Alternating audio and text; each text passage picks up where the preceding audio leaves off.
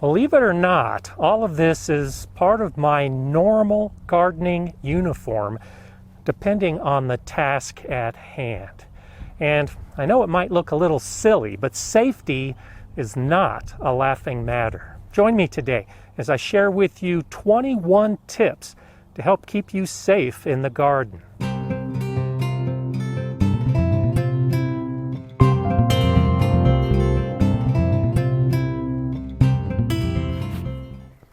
Hi, I'm Gardener Scott, and this is an awful lot of stuff to wear just to try to be safe, but each piece plays an important role, and much of it does depend on what is happening in the garden, but none of this is anything new to me because I'm pretty adamant about keeping myself safe and anyone else that comes to my garden safe as well. Today I'm going to cover 21 tips and a bonus tip. And you've probably heard many of these, but I bet you haven't seen all of it put together in one video to help give you an idea of the different steps that you should take to ensure safety in your garden. I'm going to begin with the thing that's definitely at the top of my list, and it's sun protection. Every time I go outside, whether I think it's going to be for a short period or I know it's going to be for a long period, I take some time to stand in front of the mirror and apply some sunscreen to my face, my neck, and my hands.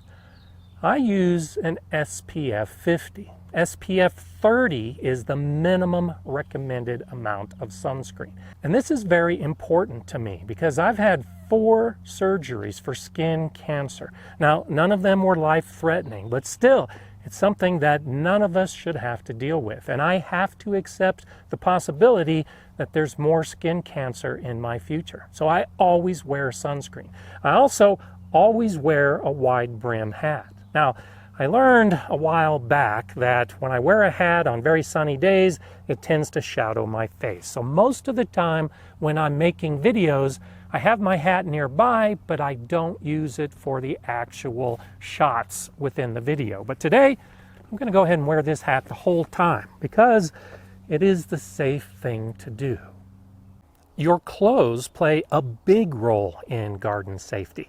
I suggest that you wear long sleeve shirts at every opportunity when you're doing physical labor in the garden. Now, if you're just out and enjoying the space or harvesting or doing some seeds, some light work, then a t-shirt or short sleeves is fine. But if you're pruning and weeding and digging, and especially if you're working with power tools, well, a long sleeve shirt can protect your arms.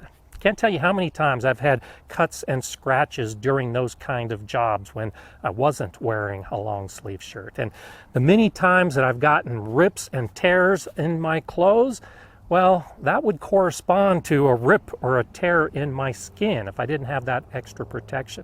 And long pants fall into the same category. If you're going to be walking through an area with lots of brush and you're going to be doing that heavy work, wear the long pants as well. And think about your footwear too. I wear boots, steel-toed boots, for all the heavy labor that I'm doing in the garden. At the Galileo School Garden, we actually had a rule. We didn't allow the students to do any work in the garden unless they were wearing closed-toed shoes. There's just too many things that will fall on your feet in the garden.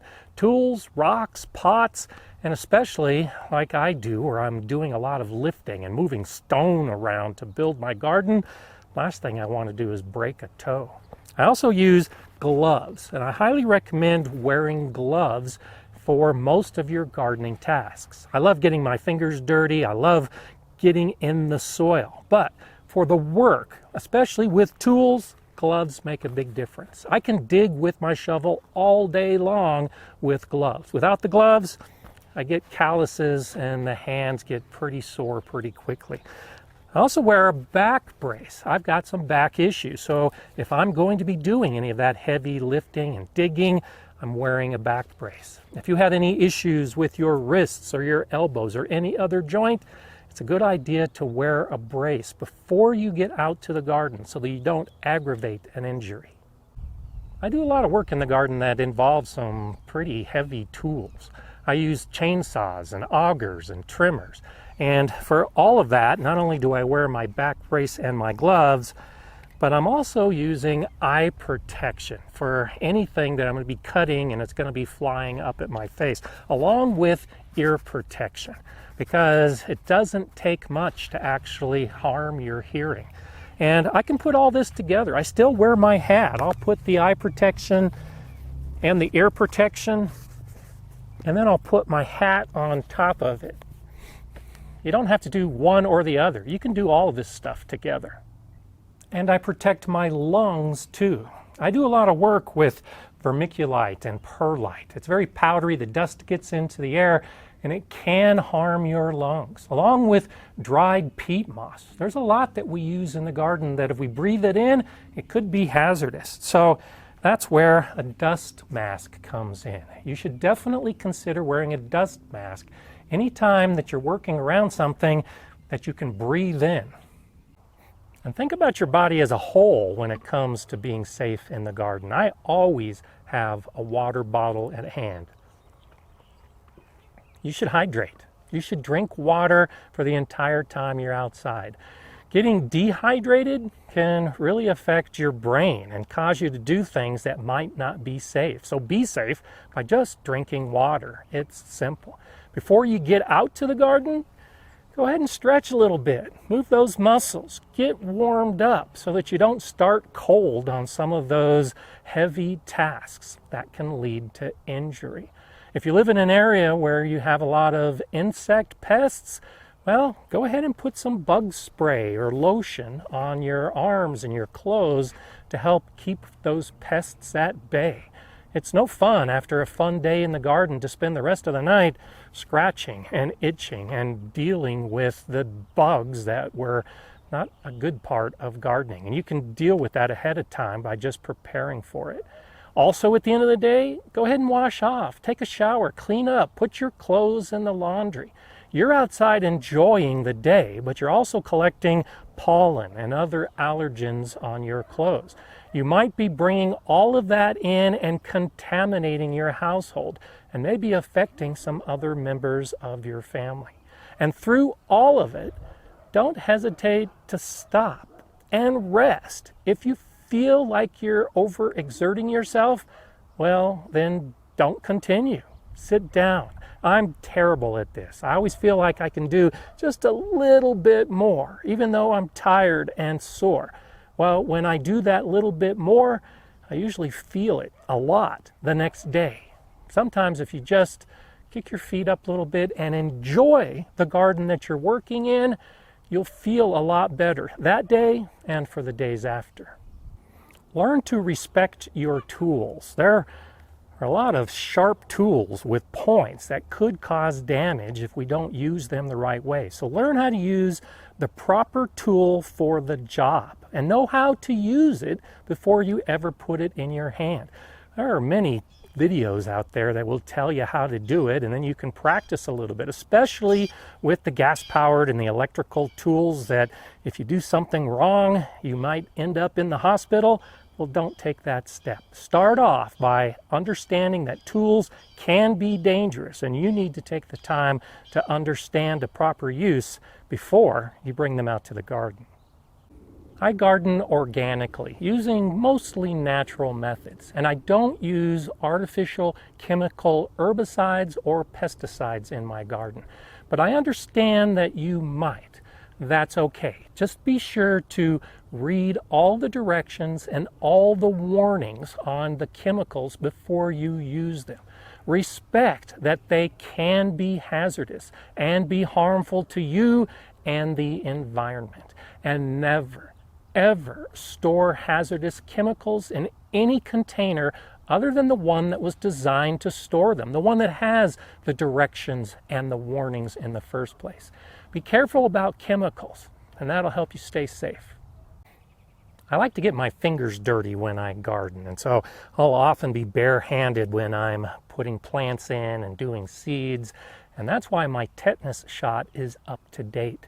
I strongly encourage, if you haven't gotten a tetanus shot or hadn't gotten the booster in a while, check with your doctor. That'll help keep you safe. It's one of those things that, believe it or not, it's all around us, the potential to get tetanus. So get your shot, and you can cross that off of your list of things that you should be concerned about in your garden.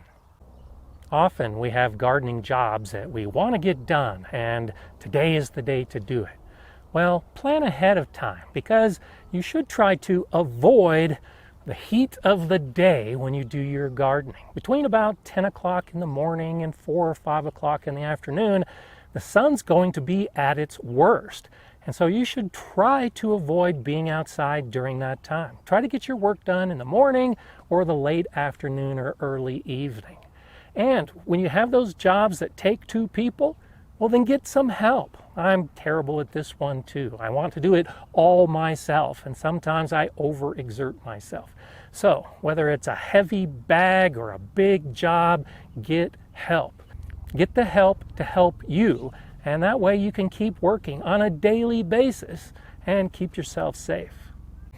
One of the best things to keep yourself safe and to get help if you need it in an emergency is probably in your pocket. So make sure when you go to the garden, you carry your phone with you. Years ago, before we had phones in our pocket, I hurt myself pretty badly in the garden, and I was lying on the ground, unable to move, yelling and yelling. And it took quite a while for my wife and my kids to hear me and take me to the hospital. Now, I make sure I have my phone in my pocket. So if I ever run into that kind of situation again, where I've taken all these steps to be safe, but just something unexpected happened, I can call for help. This may be one of the most important tips that I can have to offer. And the bonus tip that I told you about, well, it's get yourself knowledgeable about gardening.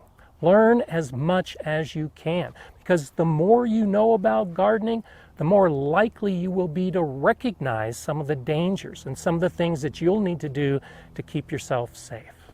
And I can help you learn more about gardening through my many videos. So feel free to watch one of these videos next. I'm Gardener Scott. Stay safe and enjoy gardening.